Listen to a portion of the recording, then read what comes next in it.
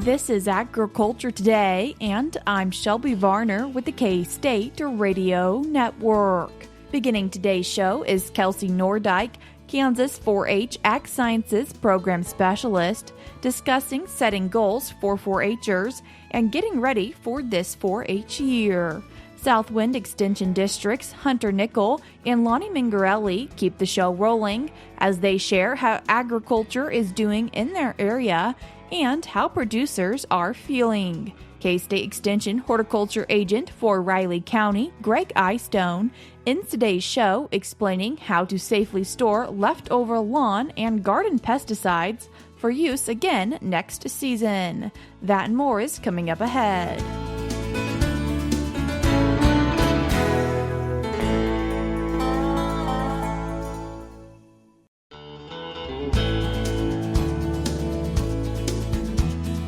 You're tuned in to Agriculture Today, and we start our Thursday show discussing goal setting for 4-H livestock projects with Kansas 4-H Ag Sciences Program Specialist Kelsey Nordyke. Kelsey, thanks for joining us today. Thanks for having me. Kelsey, what time of year is this when we think about the 4-H year? Yeah, so this is the beginning of the 4-H program year. October 1 kicks off the new 4-H year, and now's as good a time as any to start setting project goals, to think about your project goals. Oftentimes, we have goals in mind, but we maybe haven't written them down until right before record books are due. So now is an excellent time to write those goals down, get them in mind, and know what your roadmap is going to be to reach the end of your project. Even if people don't have those livestock projects yet? Yes, absolutely. Goal setting is a piece of any 4-H project, especially livestock projects, but we want to make sure that everyone is setting goals for any project that they do for the 4-H program year. And so you mentioned a roadmap, and so how have you seen goals help 4-Hers go on that roadmap of where they want to go with their project? Right. So even if we haven't written them down, we know we have a goal for a project, right? So if you're going to show a steer, your goal is probably to show that steer at the county fair. But we know that you want to have more goals than that. If you're showing a market animal, one of your goals is potentially you want that animal to make weight. If we're going to break that down further, we know that our animal is potentially going to weigh this at the beginning of the 4-H program year, and we want them to weigh X at the end of the program year. So even breaking those goals down into smaller pieces of, in order to reach my weight goal at the end of the year, I know that I need to have an average daily gain of X. You could even break that down further and say, okay, during the winter or spring months, I want my animal to be weighing this or to gain this. But then in the summer months, when it's a little harder to gain, it's hotter, then, if I gain more on the front end, I don't have to gain as much on the back end. So sometimes breaking those goals down into smaller pieces is really helpful. We want kids to make sure that they are setting SMART goals. And when I say that, I'm not saying, I want you to set a SMART goal. SMART is an acronym. SMART stands for specific, measurable, achievable, relevant, and time-bound.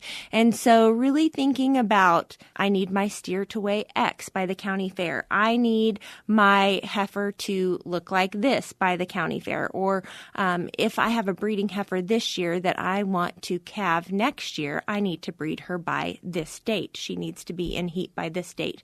If I want to show my horse at the county fair, I need to be able to lope them in the correct lead. And so knowing that I have to do that by a certain time, knowing that our state fair horse show deadline is August 1st. So I know that I need to get these pieces of my horse project done before that deadline. So even though those aren't necessarily things that we typically think of as goals in our record book, they should be goals because they're things that we're doing. And so think about those in advance and make sure that you have a roadmap and a plan for achieving whatever it is you want to do at the end of the project year. And for these goals, it's important that it is something that the 4-H'er has complete control over and not a goal that an outside source could influence whether it's able to be accomplished.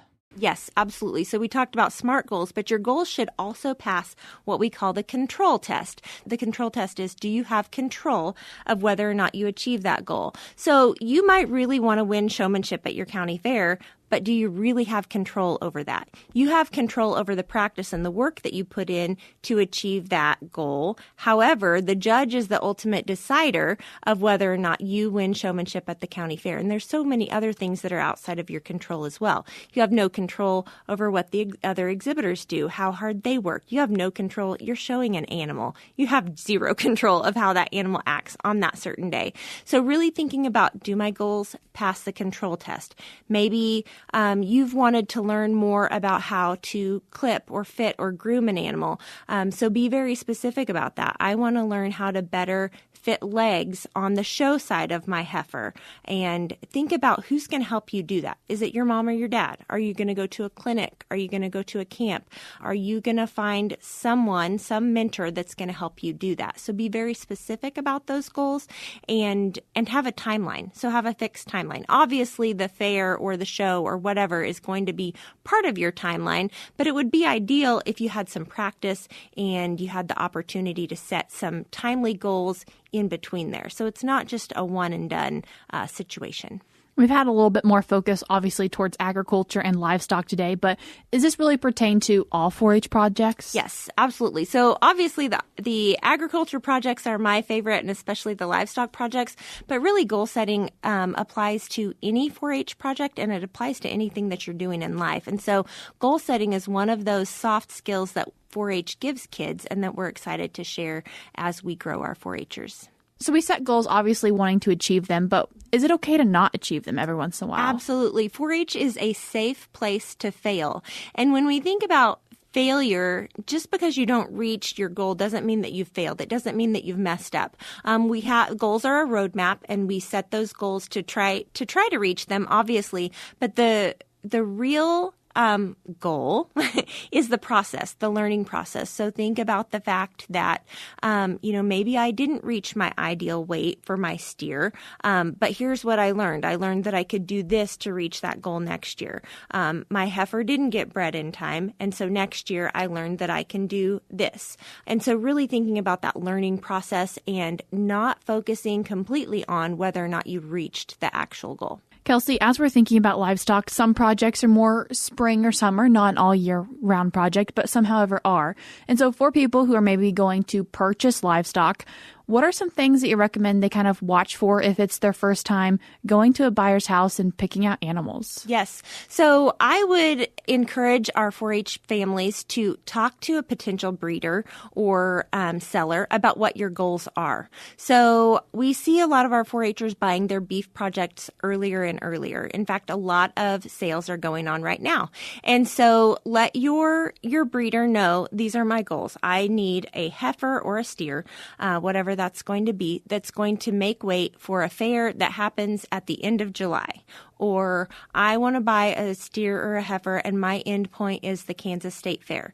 When we get into our spring livestock projects, because there are age guidelines for those, we want to make sure, like our small livestock species, sheep, meat goats, and swine, we're going to buy those probably not until after January for sure. And so really talking to those breeders about, these are my goals. I want to be competitive at the county fair. I want my animal to weigh X.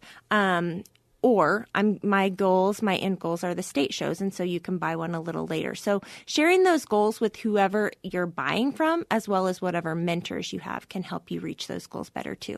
And finding a place to buy, is that maybe going to an older 4-H'er or an extension agent to help point you in the right direction of, these are some avenues to explore? Yes, absolutely. So I would find a seasoned 4-H family, or even reach out to your extension agent, your project leader, anyone within your local county that is doing or achieving what you want to achieve could potentially be a good mentor and would be a good starting place for you. Kelsey, if people want to find out more information about 4-H or 4-H livestock projects, how can they do that? They can visit the Kansas 4-H website, www.kansas4-h.org, or visit their local extension office. Kelsey, I appreciate you taking the time to join us today. Thanks for having me. That was Kansas 4-H Ag Sciences Program Specialist Kelsey Nordyke.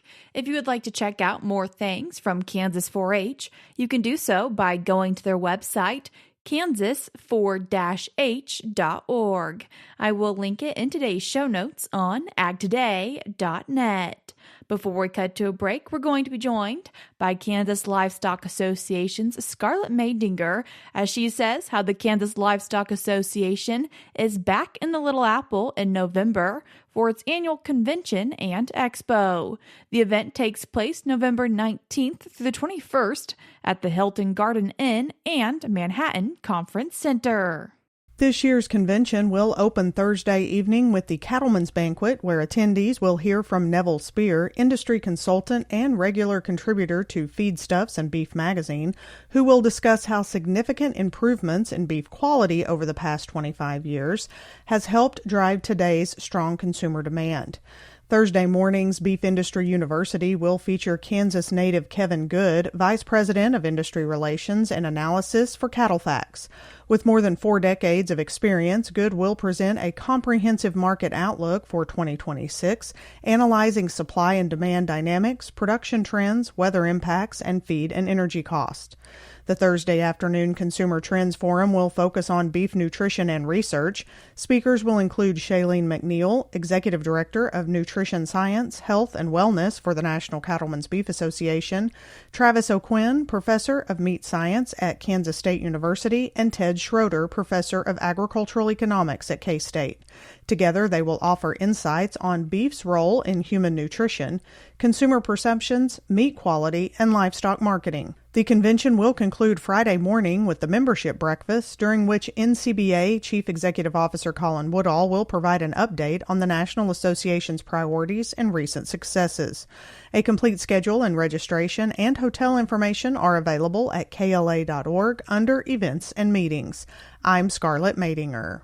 Once again, you can find out more information about KLA's annual convention and expo by going to their website, kla.org. We're cutting to a short break now, but we'll be right back.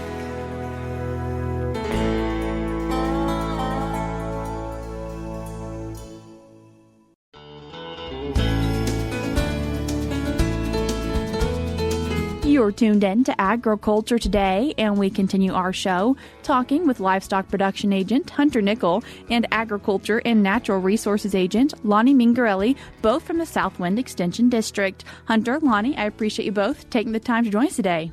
Thanks for having us. As you guys are up for annual conference, wanting to discuss agriculture in your area. And Hunter, on the livestock side of things, what agriculture is in your area? We're heavy on cow-calf in a lot of our areas, but we do have quite a few stockers, and there's a couple small feedlots, but mainly cow-calf and stockers are going to be the biggest. Sheep and goats have kind of started to ramp up on the western portion of our district, and then on the southern tier as well. Don't really have a lot of pork production, but yeah, that's about it. For the Southwind Extension District, what counties are they? So we cover Allen, Bourbon, Neosho, and Woodson County. So we're in the southeast corner of the state. And Lonnie, thinking about the natural resources and maybe a little more crop side, what's in the Southwind Extension District?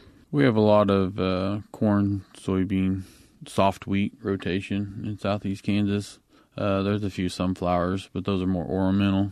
And the smaller guys will also run a little bit of grain sorghum, but there's not a lot of that.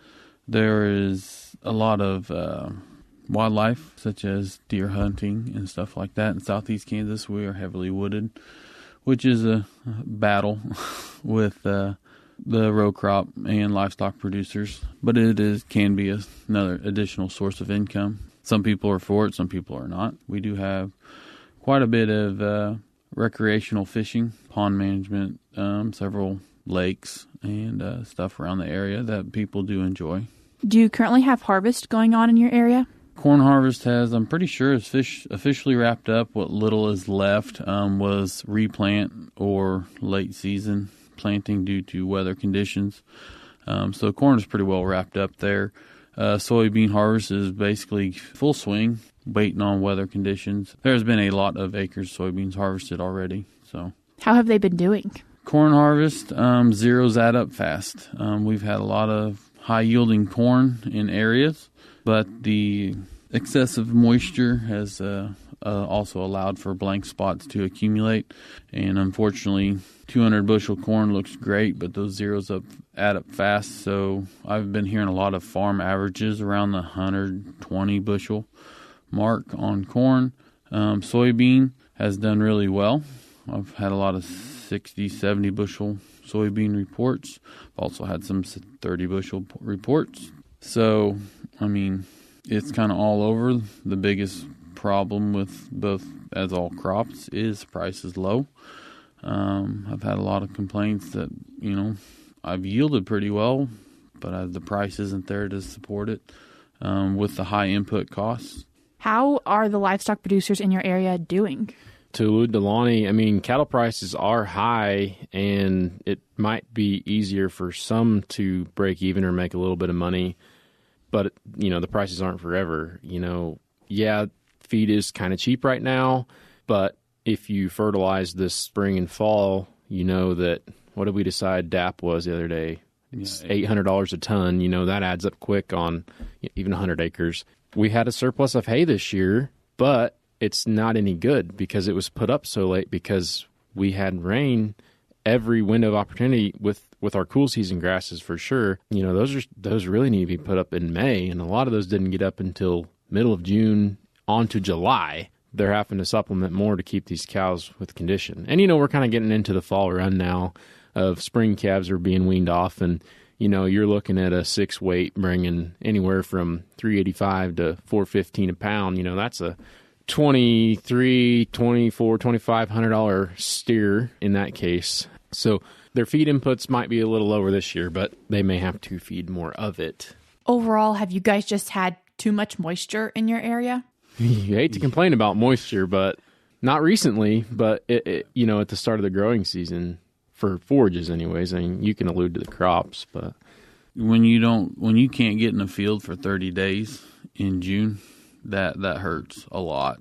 Our typical herbicide packages have not worked because essentially they've been diluted. So we've had a lot of guys that did their normal herbicide applications, which 99% of the time would normally work, but we've had such an excess of moisture through the month of June that our pre-emerge herbicides essentially became ineffective because they were pushed out of the soil profile with the excess of moisture. Guys have had to typically one and done. We're not able to stay in place because of all the moisture. And so they pushed out the profile and soil profile, and the eventually become inert or have been pushed out and moved downstream and no longer in place. So how have you seen agriculture in your area evolve or change or new technologies come in? So the big one is drones right now, and it is a catch-22 in my opinion. Drones are great. I've had one pasture application have 6 drift reports off of one application, unfortunately. And I mean, it's not drones are great, but I mean, ground rigs are too. But when this was applied, I don't know if it mattered. And that's an applicator error, unfortunately. And I hate to say that, but it is. So the fact of the matter is. Overall, then, how do you feel like your farmers and ranchers are feeling in your area? Cow guys are doing okay. They feel okay right now. Here recently, Monday morning's coffee shop talk was not very pleasant with the Argentinian beef talk about buying outside beef to lower beef prices. And a lot of cow-calf guys have finally been saying the cattle market has finally matched what I need because my input costs. I hate to say it, but the price of beef finally reflects what our inputs have been fighting. It is hard to justify $70 an acre fertilizer costs. It is hard to justify $25 to $30 chemical costs on pastures. It doesn't compute. That's why there are a lot less native grass fields in our area than there used to be, because row crop has paid better than cow-calf. Yeah, I mean, you can't pencil out what you would say fertilizer and spray per acre total would be in the $40 to $50 an acre range on the low end. And, in years past, when you're selling a $1,200 calf, you're not making money. You're maybe not even breaking even. And now, they're making a little bit to pay the bank notes. But, the futures market, I think, I haven't checked it today, but it's been tumbling since some of that has come out. But cash cattle are still up there. We'll see what the market does on the local sales this week. But uncertainty maybe of what's to come. For the Southwind Extension District, is there any programming that you guys are working on? We've actually been working on a practical homesteading series. This was kind of an idea that Lonnie had. We went out to a new producer's visit. It was a family that had bought I can't remember if it was the husband or the wife's family's farm. It was an old dairy farm. It was a few more acres. It was probably 100 acres total, but had an old dairy barn, whatever. And they wanted to talk about homesteading. Homesteading is the buzzword right now. So with Lonnie and Krista Harding, our horticulture agent, we kind of decided maybe we should make this into a series because we have more and more calls of people wanting to homestead. And, we're not necessarily talking homesteading like living off the grid. We're talking practical, like just to feed you and your family. So we kind of came up with a 7-session series that you can come to one or you can come to all. The first week we kind of started out with some gardening talk, and then we did a little bit of predator control with Drew, and then I covered some poultry. We're still going to do pasture management, soil health on a small scale, and then we'll kind of go into our small ruminant, monogastric type of deal. Probably won't touch on beef very much, just because this isn't really the audience that is that interested in beef. They like to eat beef, but they know they can't process it themselves. And then we'll kind of do a little bit of a food preservation workshop and then go on and actually do a live deer processing demo. And we were going to be happy with 10 or 15, 20 people. And, we've consistently had 30, 35, 40 people show up to these meetings. And it's their first-time extension users. So it's great to meet new people and kind of talk about something they are interested and passionate in, and they just need guidance. If someone in your area is interested in one of these workshops, how can they go about finding more information? We have a very active Facebook page, Southwind Extension Facebook page. And then you can call any of our offices. Our Fort Scott office has been taking the RSVPs. But our Bourbon County Extension office phone number is 620-223-3720. Is there any cost to attend? This is a free program to attend, and there is a meal. We just ask that you call and reserve a spot a week ahead of time. Hunter, Lonnie, I appreciate you both taking the time to join us today. Thank you. That was livestock production agent Hunter Nickell and agriculture and natural resources agent Lonnie Mengarelli, both from the Southwind Extension District. In today's show notes on agtoday.net, I will link their extension website if you'd like to find out more information. We're cutting to a short break now, but we'll be right back.